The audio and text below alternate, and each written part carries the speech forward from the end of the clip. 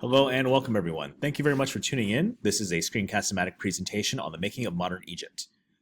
Before I begin, please let me encourage you to open up to today's lesson and go to the correct part to fill in any key content that appears. Also, please remember to answer any key concept questions that appear in the Google Doc. Another thing I want to say is please make sure that you realize you can replay any part of this presentation that you need for clarity later on. Let's go ahead and get started.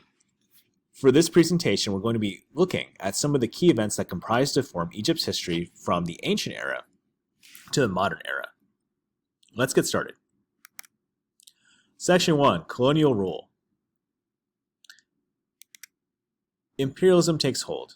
Egypt was not immune to colonial takeover of Africa. If you look carefully at the chart here, you can see that many different European superpowers sought to control with powerful force different pockets of Africa. Egypt, of course, was not immune. In 1798, Napoleon Bonaparte led a French invasion of Egypt that proved to be one of the most important events in Egypt's modern history. But the French occupation of Egypt was unsuccessful and didn't last long. By 1801, the French were forced to withdraw, but the events that the invasion set in motion drastically changed Egypt's future forever. The ease with which the French defeated the Mamluks shook popular confidence in their own ability to rule. The Mamluks had also attempted to revolt against the Ottomans, or the people from Turkey, to control in decades before the French arrived.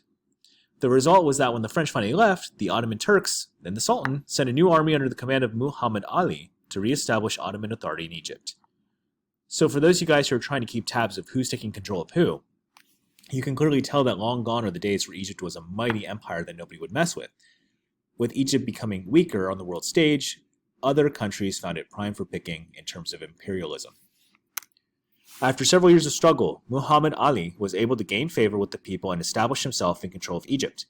He cemented this control by killing the Mamluks in a surprise attack at the citadel in 1805. After being recognized as the governor of Egypt by the Sultan, Muhammad Ali set out to establish Egypt as an independent kingdom under his control with the help of a massive modernization effort that revolutionized Egypt from an economic and military power and standpoint. One of the key things that Egypt needed desperately was to regain continuity and cohesion in its government, and also, of course, its economy. Section 2, Egypt under Khedive Muhammad Ali. So under Khedive Muhammad Ali, Egypt's agricultural lands were expanded and nationalized, becoming state tax farms to generate revenue for reforms. Ali used this income to establish an industrial base, producing equipment for a modern army, navy, and textiles. He instituted a draft for military and labor in state factories. Essentially what he tried to do was to revitalize the economy by sweeping governmental reforms to bring about a new renaissance, if you will, for Egypt. He also sent expeditions to Europe to learn the languages and bring back new technologies and organizational strategies. The educational system was expanded to produce bureaucrats and managers to fill the positions in this new economy and government. But the result was revolutionary in Egypt, quickly growing, and of course dramatically increasing social mobility in a society that had remained largely feudal up until that point. So a key thing to note here, guys, before we continue, is that a key mark of key societies, successful societies anyway, is that people are able to advance their own social class if they so choose. Khedive Ali used his new economic and military power to expand his territory, at one point even threatening Constantinople and Turkey with invasion.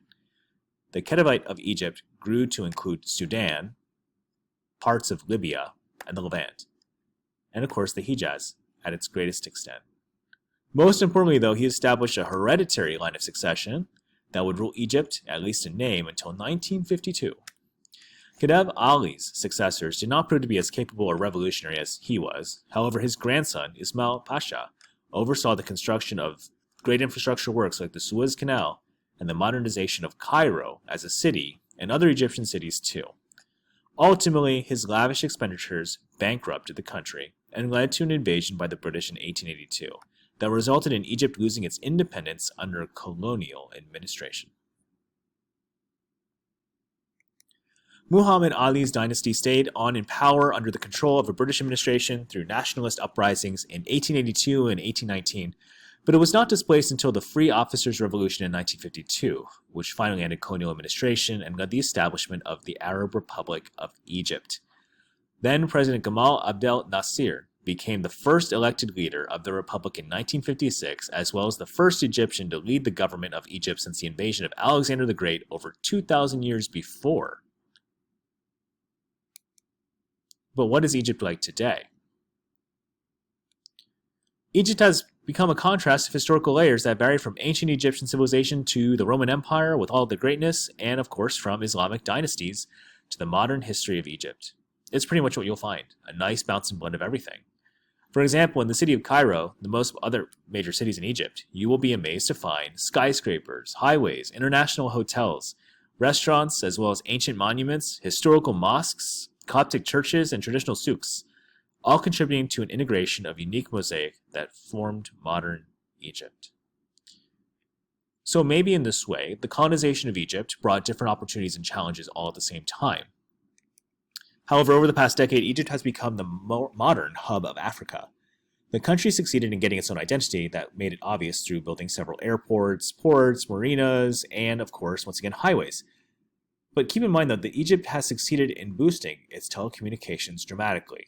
Internet services are very popular over there, and providing the needed infrastructure for the constant development of the country is key. As you can see here, Egypt's history is long, eclectic, and dynamic, but nothing would prepare it for what they would experience underneath the Arab Spring. Please continue forth for the next part of the lesson, and remember to complete it accordingly. Thanks for tuning in.